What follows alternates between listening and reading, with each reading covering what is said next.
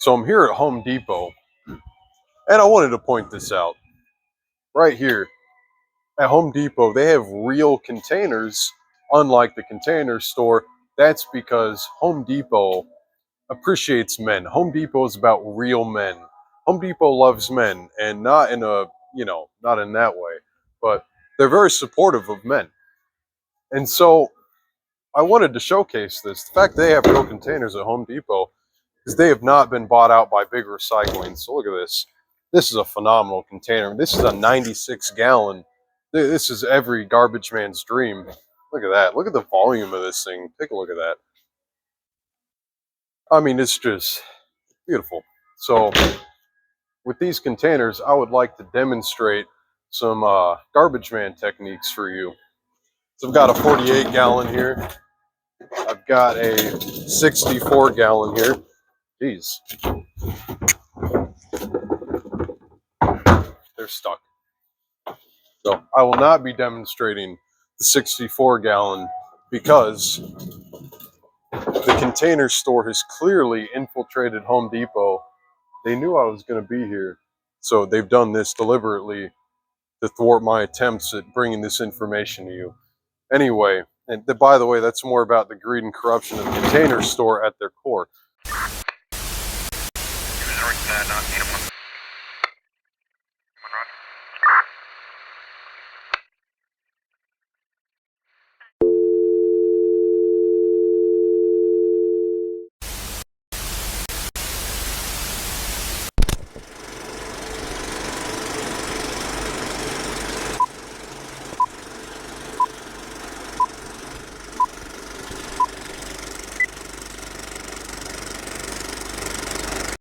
So we've once again had some technical difficulties. It's just we can't stop them. The Container Store is very powerful. But I'm going to show you some techniques, and I'm being attacked, obviously. But part of the thing I have to do at my job as a garbage man and a garbage enthusiast is in residential areas, we have to pick these up. Not all of these cans have this, where we can pick them up with our toter tipper. So the ideal form, tip this way, and so you don't hurt your back, squat down. Come look at this real quick. You want to grab this bar right here for the wheels, the axle. Grab that like this. And depending on the heaviness, you can either bring it to your knees and then pop up and let the lid fall, or if you're either strong or it's not super heavy, you just go straight up like that. Is what you got to remember, depending on the type of vehicle you're on. For instance, I just went from being on McNeilus to a curb tender, and a curb tender is much higher than a McNeilus, so this is necessary. You have to be able to do that on a curb tender. For instance, I mean, look at this. Only really high-end garbage men can do this with one of these. I'm going to demonstrate that for you now. You may have to do this if you have a curb tender. So for argument's sake, I'm going to do this as if it's a heavy container. I'm going to bring it to my legs first, then pop it up and dump it into the back of the truck. Then, set it down real nice. Because depending on where you are, these could either be belonging to your company or the person at the house. You want to be real nice with it. Because remember, as a garbage man, you are truly the protector of your community. And that also means you're the protector of their property and your company's property. So once again, let's just look at this form. As a quick reminder, tip it forward, bend your legs, grab that axle, and then up like that. Very simple stuff. This will help you improve all of your job. This is going to be really great stuff if you follow this advice. I mean, it's Garbagemaxxing, truly. We're out here doing a service for the community, and it's very important stuff. I mean, take a look at this right now. It is presently 16 degrees. It's cold, it's snowing, and just like on a normal day I'm out here, I'm not even wearing gloves, okay? I'm dedicated to my job. Look at this. No one else is going to do this. Only garbage men do this.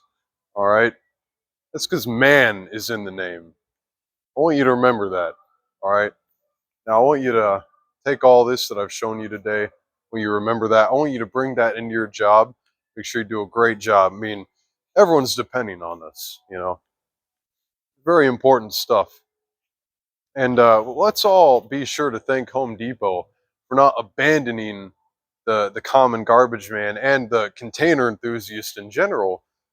They've really stayed by our side, unlike the container store.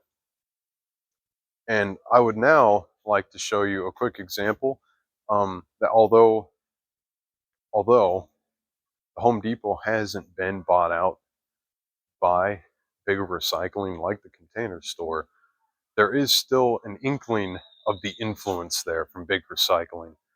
And I would like to showcase that.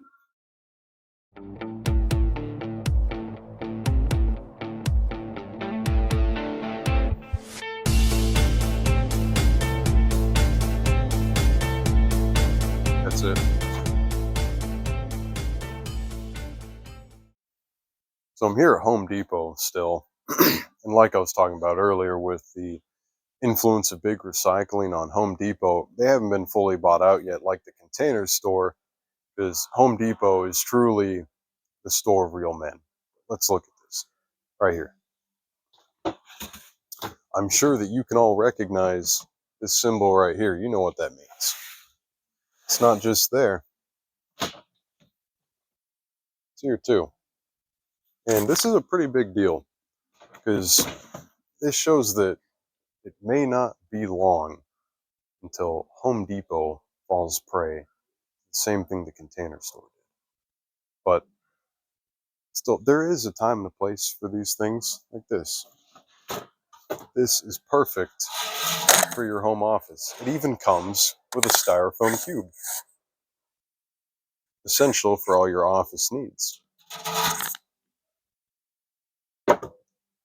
This, for instance, similarly good for an office. You can got your little pop-up. But, and this is what prompted me to make this video, let's take a look at these. Here it is. What do you think Home Depot calls this? What is this? Is this a trash can? Is this a container? No.